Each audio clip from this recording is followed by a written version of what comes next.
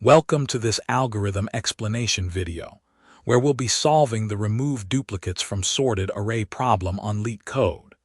This problem is considered easy and involves using two pointers to remove duplicates from a sorted array in place. Given an integer array nums sorted in non-decreasing order, remove the duplicates in place such that each unique element appears only once, keeping relative order.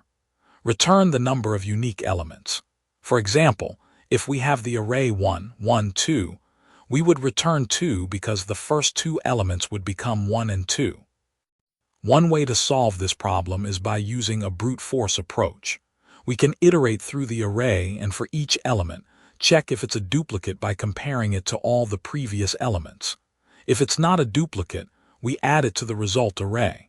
However, this approach has a time complexity of n2 because we're using a nested loop.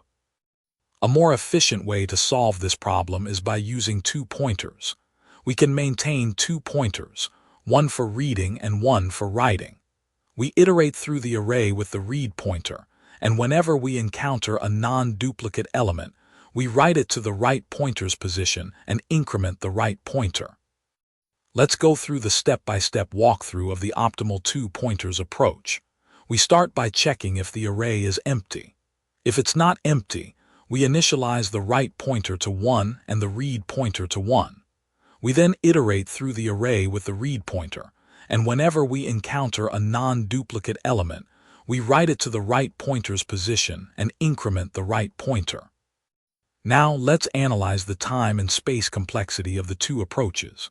The brute force approach has a time complexity of n2 and a space complexity of O1, whereas the optimal two pointers approach has a time complexity of n and a space complexity of O1.